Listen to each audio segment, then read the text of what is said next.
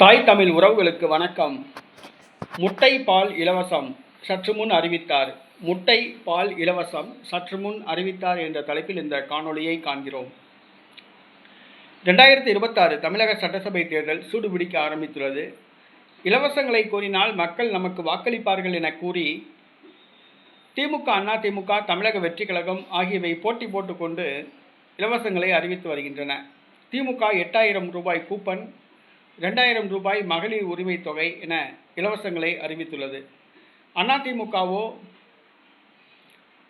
நியாய விலை அட்டைதாரர்களுக்கு இலவச ஃப்ரிட்ஜ் மற்றும் மாதாந்திர மகளிர் உரிமை தொகை 2000, ஆட்சிக்கு வந்தால் 15000 ரூபாய் அனைத்து குடும்பங்களுக்கும் வழங்கப்படும், தீபாவளிக்கு பட்டுச்சேலை, பட்டு வேட்டி என இலவசங்களை அறிவித்துள்ளது. அதேபோன்று தமிழக வெற்றி கழகமும் தாங்கள் ஆட்சிக்கு வந்தால் 2500 ரூபாய் மகளிர் உரிமை தொகை என இலவசங்களை அறிவித்துள்ளது. போட்டி போட்டுக்கொண்டு இலவசங்களை அறிவித்து வருகின்றன. இந்த இலவசங்கள் எல்லாம் தங்களுடைய கட்சி பணத்திலிருந்து, தங்களுடைய சொந்த பணத்திலிருந்து வழங்குவது கிடையாது. தமிழக கஜானாவிலிருந்து எடுத்து வழங்குகிறார்கள்.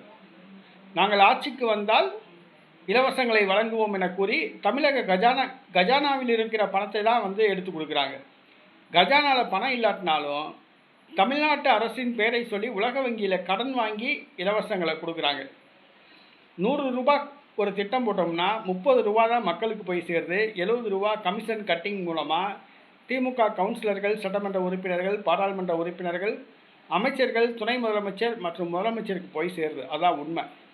ஆக தற்பொழுது இலவசங்கள் ஒரு முக்கியமான ஒரு இடத்தை பிடித்துள்ளது சட்டசபை தேர்தலில்.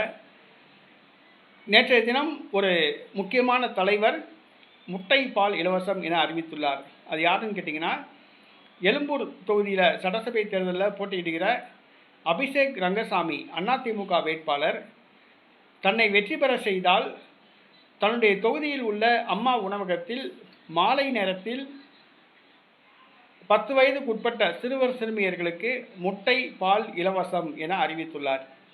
அம்மா உணவகத்தில், தனது தொகுதிக்குட்பட்ட அம்மா உணவகத்தில் 10 வயதுக்குட்பட்ட சிறுவர் சிறுமியர்களுக்கு முட்டை பால் இலவசம் என அறிவித்துள்ளார்.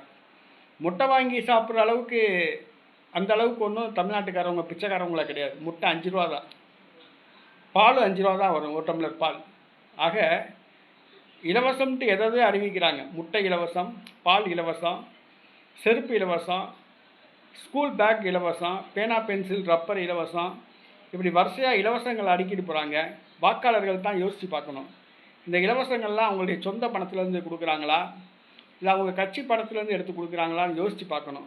தமிழ்நாட்டு கஜானாவை காலியாக்கி கொடுக்குறாங்க. தமிழ்நாட்டு அரசின் மேல் கடன் வாங்கி கொடுக்குறாங்க. ஆக இவங்க இலவசங்கள் இப்போ அறிவிப்பாங்க, தேர்தலுக்கு பிறகு வட்டிக்கு முதலுமாக வசூல் பண்ணுவாங்க. எப்படின்னு கேட்டிங்கன்னா, உங்களுக்கு போக்குவரத்து கட்டணத்தை உயர்த்துவாங்க, பேருந்து கட்டணத்தை உயர்த்துவாங்க, மின்சார கட்டணத்தை உயர்த்துவாங்க, சொத்து வரி, குடிநீர் வரி, சாலை வரி இவற்றையெல்லாம் உயர்த்துவாங்க. மக்களுக்கு வரி மேல் வரி போட்டு சுமத்துவார்கள், சுமையை கொடுப்பார்கள். அதை தமிழக மக்கள் புரிந்து கொள்ளணும். இலவசங்களை அறிவிப்பவர்களை தமிழக மக்கள் புறக்கணிக்கணும். நாம் தமிழர் கட்சி தலைமை ஒருங்கிணைப்பாளர் செந்தமிழன் சீமான் மட்டும்தான் 3 தான் என் ஆட்சியில் இலவசம்ன்றார். ஒன்று தரமான இலவச கல்வி, தரமான இலவச மருத்துவம், அடுத்தது தூய குடிநீர்.